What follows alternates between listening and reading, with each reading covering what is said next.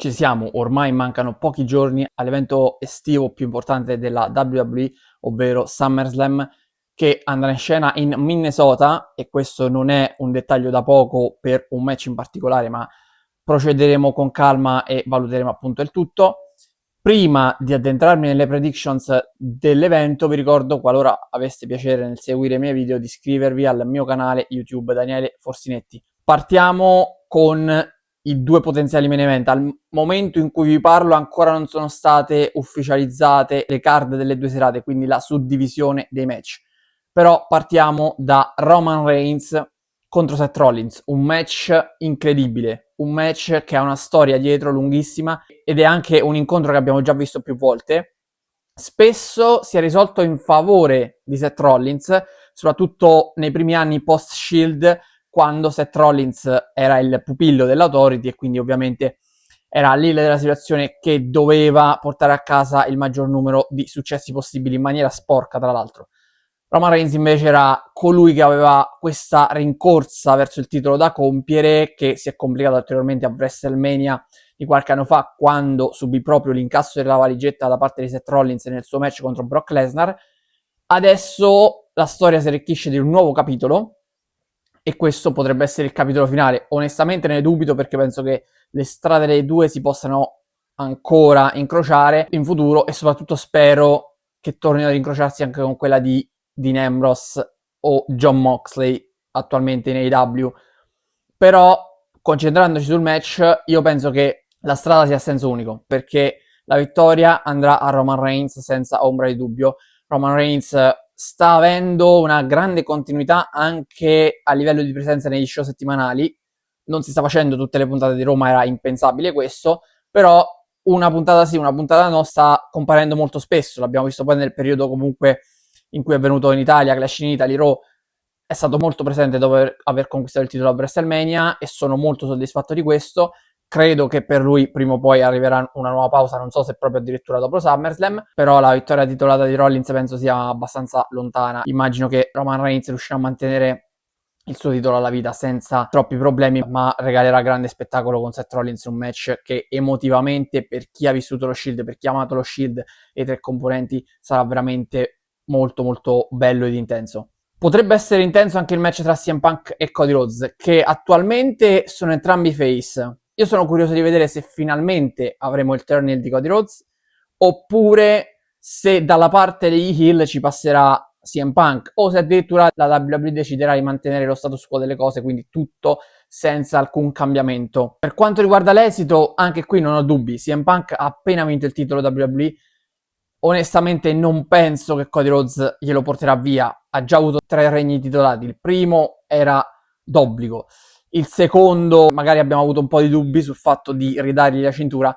Il terzo era assolutamente evitabile, ma purtroppo l'abbiamo avuto. Secondo me non avrebbe dovuto riconquistare la cintura in quel contesto, e ancor meno in questo.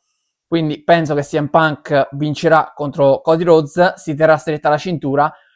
Io continuo a dire occhio al ritorno di Randy Orton, perché c'è anche un Randy Orton di mezzo, quindi se non c'è un turn heel da parte di uno dei due, ovvero Cody Rhodes e CM Punk, potrebbe esserci, che so, un ritorno di Randy Orton a condire un po' di più quel match, che già sicuramente è interessante, ma che dal mio punto di vista è dall'esito molto scontato, quindi forse avrebbe bisogno di un incentivo in più, di una sorpresa in più, come quella che potrebbe essere il ritorno della Vipera, che ha ancora degli affari in sospeso con Cody Rhodes, e magari anche con lo stesso CM Punk, dato che adesso la cintura che lui desiderava ce l'ha proprio il Best in the World. Titolo del mondo femminile detenuto da Liv Morgan verrà difeso contro Io Sky. Qui onestamente ho molti più dubbi. Liv Morgan non ha mai difeso il titolo da quando è diventata campionessa WrestleMania, per mancanza di avversarie, sì, però anche per un booking molto molto scadente da parte della WWE, parliamoci chiaramente, perché una difesa titolata anche superficiale, anche un po' inserita così a caso a Raw, avrebbero potuto metterla, e non l'hanno fatto. L'hanno inserita nel torneo Queen of the Ring, l'hanno portata fino in finale. Adesso si ritrova contro Io Sky, che è la vincitrice di quel torneo, che ha battuto proprio Liv Morgan in finale. Quindi nuova vittoria di Io Sky con la giapponese che diventa nuova campionessa, oppure Liv Morgan mantiene la cintura e si prende la rivincita. C'è quel Danhausen di mezzo sempre con le maledizioni che ovviamente sono molto goliardiche, ma che in termini di storyline potrebbero risultare effettivamente determinanti. Però Liv Morgan che perde alla prima difesa titolata, onestamente non so se possa essere la scelta giusta. Per questo motivo, soprattutto per questo motivo, io vado con Liv Morgan che resta campionessa e che finalmente forse chiuderà anche la pratica con Stephanie Vaquer, perché c'è la Vaquer che è reduce da un infortunio, dovrebbe tornare a breve e immagino che punterà proprio Liv Morgan per tornare a dare la caccia al titolo. Ma per proseguire questa rivalità c'è bisogno assolutamente del ritorno della cilena e non dimentichiamoci anche dei dissidi, dei possibili dissidi interni nel Judgment Day con Roxanne Perez e Raquel Rodriguez, quindi ci sono tanti dubbi all'interno di questo match.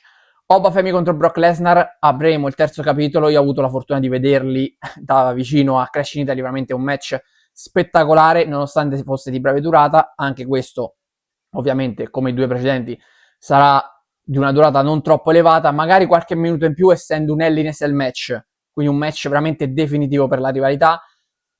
Oba Femi ha vinto il primo a WrestleMania con grande stupore, con grande sorpresa. Brock Lesnar si è preso la rivincita a Clash in Italy, adesso è il momento di Oba Femi, perché Oba Femi vincendo questo match contro Brock Lesnar si consacrerà definitivamente tra i big della federazione e a quel punto potrà veramente andare a riprendersi quella title shot che si era guadagnato vincendo il King of the Ring e andare a sfidare Roman Reigns per il titolo, e lui sì che potrebbe spodestare il Tribal Chief. Penta difenderà il titolo intercontinentale contro Chad Gable. Qui mi ricollego ovviamente al fattore casa, al fattore Minnesota, perché Chad Gable giocherà in casa, non ha mai vinto un titolo in singolo in WWE, tralasciando quello di Speed, che tra l'altro l'ha vinto sotto le vesti del grande americano, quindi neanche con il suo nome principale all'interno del ring, quindi penso che il regno di Penta potrebbe giungere al termine. Anche qui è una sfida particolare perché ci sono due face come nel match tra Cody Rhodes e CM Punk. Occhio che non possa esserci il turn heel, non credo di Chad Gable, perché Chad Gable secondo me vincerà il titolo e lo vincerà tra i festeggiamenti della folla, del suo popolo che lo acclamerà, quindi finalmente riuscirà a centrare questo primo titolo in singolo, titolo intercontinentale che già aveva sfiorato mesi fa prima di diventare il grande americano, ma che non era riuscito a conquistare nonostante l'avrebbe meritato, perché comunque il campione era Gunther. Qui direi che l'Insidia è molto più superabile, visto che c'è Penta come campione. Però, ripeto, occhio al turn heel da parte del messicano, perché il messicano potrebbe passare tra le file degli heel e magari dar vita a un personaggio un po' più diverso, che onestamente a me piacerebbe anche di più, perché Penta, versione heel, visto in altre federazioni, mi è piaciuto molto di più rispetto ad un Penta in versione face. LA Knight, Solo Sikoa e Royce Kiss affronteranno Usos, Jimmy e Jay e Jacob Fatu. Qui onestamente è un match molto interessante con Solo Sikoa, che è sempre l'anello di congiunzione tra le due stable, tra i due gruppi, e soprattutto la mina vagante. Al momento sembrerebbe aver rifiutato le avance della Bloodline per un suo ritorno all'interno della fazione. Io continuo a nutrire dei dubbi, perché potrebbe essere sempre anche da parte della WWE una scelta per buttare fumo negli occhi, e chissà che Solo Sikoa non possa tornare proprio tra le fila della Bloodline. In questo match, visto che la Bloodline è veramente una squadra e ha bisogno di una vittoria importante per la stable in questa formazione, io credo che vincerà proprio la Bloodline composta da Jimmy e Jey Uso e Jacob Fatu. Però, ripeto, occhio a Solo Sikoa che potrebbe essere la mina vagante, non so se riuscirà a rimanere fedele fino in fondo ai suoi compagni di squadra, Anche se un Solo Sikoa face per la prima volta nel main roster mi intrigherebbe un sacco, mi sta intrigando un sacco, perché Solo Sikoa è stato face soltanto nel suo breve periodo ad NXT. Trick Williams difenderà il titolo degli Stati Uniti dall'assalto di Baron Corbin, il rientrante Baron Corbin. Certo, match di rientro in Premium Live Event per il Lone Wolf, che avrebbe bisogno di una vittoria, avrebbe bisogno soprattutto di conquistare un titolo che ha già detenuto, uno dei pochissimi in WWE. Però credo che per Trick Williams questo sarà un altro passaggio formale per continuare il suo regno titolato, anche perché c'è un Carmelo Hayes di mezzo che secondo me potrebbe essere comunque una mina vagante, anche qui potrebbe condizionare un po' il match. Però penso che Trick Williams manterrà la cintura. Nikki Bella è tornata a SmackDown e fa squadra con Paige per affrontare le Fatal Influence, che sono le nuove campionesse tag team, quindi Jessie Jane, Fallon Henley e Lenny Reed. Qui per il ritorno di Brie e Nikki Bella potrebbe esserci anche la loro vittoria, quindi non escludo che a vincere siano le face del caso, però occhio al turn heel delle Bella Twins nei confronti di Paige, in particolar modo di Nikki Bella, perché secondo me lì qualcosa, uno split dovrà esserci, non potrà esserci sempre questo idillio tra le tre, e una sconfitta a SummerSlam sarebbe proprio il massimo per loro, perché Nikki Bella fuori da WrestleMania, dove a festeggiare sono state la sorella e Paige, a SummerSlam arriva, fa squadra con le due, perde, quando le due invece a WrestleMania avevano vinto. Questo la può mandare su tutte le furie magari e poi portarla ad attaccare Paige, perché Paige già è stata lei a perdere le cinture di coppia, a subire lo schienamento decisivo a Saturday Night's Main Event. Se dovesse subire lo schienamento decisivo anche a SummerSlam, allora lì Paige secondo me verrebbe estromessa da questa sorta di fazione. Vado con la vittoria delle Fatal Influence e quindi con questo scenario con il turn heel delle Bella Twins ai danni di Paige. Sami Zayn contro Finn Balor invece, i due si giocheranno una title shot al titolo WWE e questo è un match molto interessante, di difficile lettura. Non so veramente chi potrebbe vincere. Sami Zayn ha già avuto le sue opportunità, è stato anche campione e onestamente io credo che questa volta debba toccare a Finn Balor. Per me è lui che deve andare a giocarsi questa title shot, che poi probabilmente andrà in fumo, perché lui ha già affrontato CM Punk quando era a Raw per il titolo e ha perso. Qui si ritrovano entrambi a SmackDown e probabilmente qualora dovessero riaffrontarsi lo scenario e il risultato sarebbe lo stesso. Però io mi auguro che la vittoria questa volta vada a Finn Balor, nonostante Sami Zayn, sì, il suo regno sia stato molto molto breve, però comunque un regno ce l'ha avuto. Finn Balor è lontano dal titolo praticamente dall'unica volta che l'ha conquistato, che ha detenuto soltanto per un giorno a causa dell'infortunio. Quindi credo e spero che possa vincere Finn Balor. Gunther contro Nick Aldis, un match molto molto interessante, con ovviamente il generale del ring che affronta il general manager. Per me non c'è storia. Nick Aldis è stato un grande lottatore, ma era parzialmente ritirato, ha fatto il general manager. Sarebbe surreale pensare che Nick Aldis conquisti una vittoria contro Gunther. Gunther l'ammazza leggende, la WWE che fa? Lo fa perdere contro il general manager? È folle, sarebbe folle, quindi penso che Gunther vincerà contro Nick Aldis. È un match che permette ad Aldis di tornare sul ring e che allo stesso tempo permette alla WWE di tenere Gunther lontano dal titolo, perché al di là di scene titolate Gunther non è che abbia avuto grandi storyline, perché c'è stata quella con Pat McAfee, veramente la peggiore di tutte credo. Questa invece con Nick Aldis sicuramente è molto più interessante, se non altro per il ritorno sul ring proprio di quest'ultimo. Danhausen contro Dominic Mysterio sarà un match comedy. Io immagino che la vittoria andrà a Danhausen, perché Dominic Mysterio ha già ricevuto tanto in questo periodo, in questi ultimi anni dalla WWE. Danhausen è un personaggio sulla cresta dell'onda, amatissimo dal pubblico, dai bambini, quindi non penso che in un evento così importante e così grande, il primo match che ha in un evento così grande, qui è proprio un match ufficiale, un 1 contro 1, credo che Danhausen quindi possa portare a casa la vittoria contro Dominic Mysterio. E infine il match per il titolo WWE femminile ad interim, che vedrà Tiffany Stratton, Jade Cargill, Chelsea Green, Charlotte Flair e Giulia, Lash Legend. Partiamo ad esclusione da quest'ultima, che secondo me non ha ancora lo status per diventare campionessa, seppur ad interim, e quindi la escluderei dalla scena. Coloro che sono più accreditate, se non altro per aver già vinto la cintura, sono Tiffany Stratton e Jade Cargill. Parliamoci chiaramente.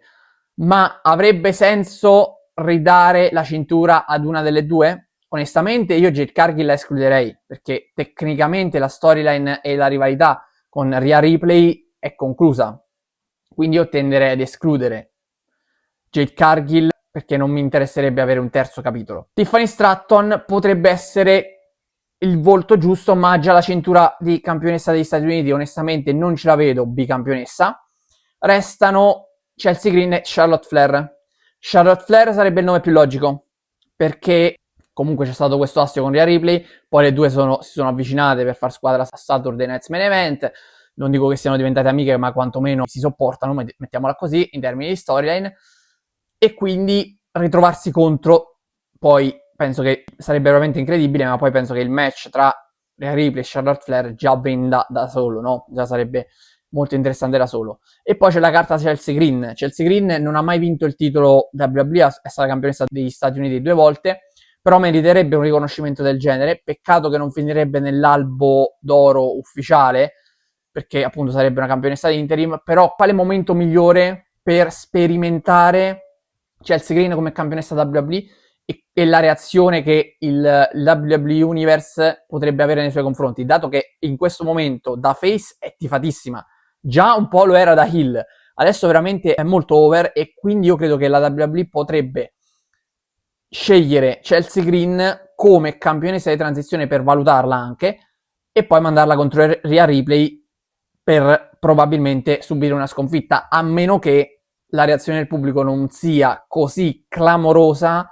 da far confermare Chelsea Green campionessa. Stiamo ovviamente viaggiando con la fantasia un sacco, però per me questo è uno scenario plausibile, quantomeno che Chelsea Green diventi campionessa all'interim, e quindi vado con la vittoria di Chelsea Green che poi andrà a sfidare Rhea Ripley se e quando tornerà. Per oggi è tutto, vi do appuntamento alla prossima puntata di Forcinet. Ciao a tutti.